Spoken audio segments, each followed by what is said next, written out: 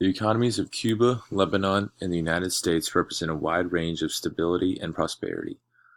In this project, we assess the differences in financial aspects of these countries, such as GDP, economic freedom, foreign direct investment, exports and imports, and the overall well-being and development of the citizens of each country.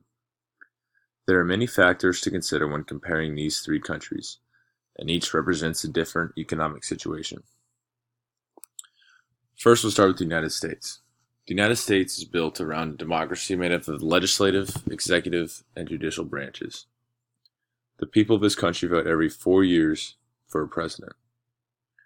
The U.S. is the world's most foremost economic and military power. A quarter of the world's GDP is accounted for in the U.S.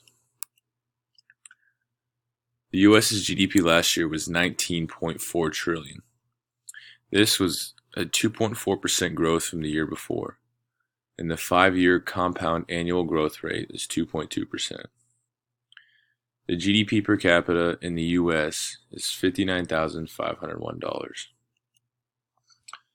U.S.'s foreign direct investment inflow was $275.4 billion. This means that the United States is the largest recipient of FDI in the world. Western Europe, Australia, and Japan are the largest sources of this FDI. Furthermore, the United States has $4.34 trillion in total stock.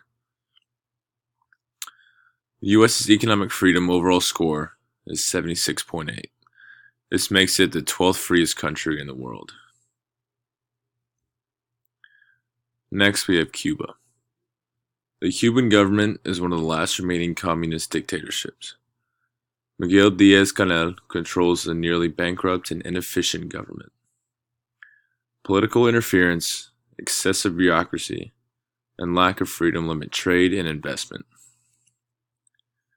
Cuba's GDP last year was $96.851 billion. The percent GDP change was 0.9%. It is also 0.16% of the global economy. Cuba's GDP per capita is $6,664.7. The unemployment rate is 1.7%, and inflation rate is 5.5%. Cuba's foreign investment has no notable record. Constant oppression has limited the ability for foreign investors to invest in Cuba. FDI has been steadily increasing since 1990, and many sources say that Cuba will begin focusing on increasing foreign investments in the future. Cuba's economic freedom overall score was 27.8. This is because it is a communist-led government, and Cuba is considered repressed. Lebanon is located on the eastern shore of the Mediterranean Sea as one of the world's smallest sovereign countries. Geopolitical factors have placed significant strain on the economy. Widespread corruption, recent forest fires, and the looming currency crisis have led up to the untenable crisis. Lebanon's GDP was $87.7 billion.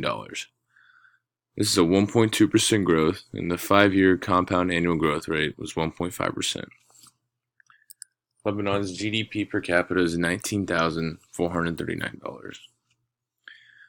The combined value of exports and imports is equal to 70% of GDP.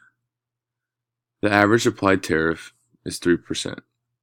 The poor regulatory systems discourage dynamic trade and investment flows. Lebanon's financial sector used to be a regional hub, but ongoing political insecurity has subjected it to massive uncertainty and strain. Lebanon's FDI in 2018 was $2.88 billion, which is a 14% increase from 2017, the highest in 5 years. This accounted for 5% of their GDP, and 70% of their FDI inflows came from real estate. This is because European countries are taking advantage of low real estate prices, as well as Lebanon helping reconstruction efforts in Syria. Over the long term, increasing skills through better education and training will be critical to attracting FDI flows to higher value-added sectors.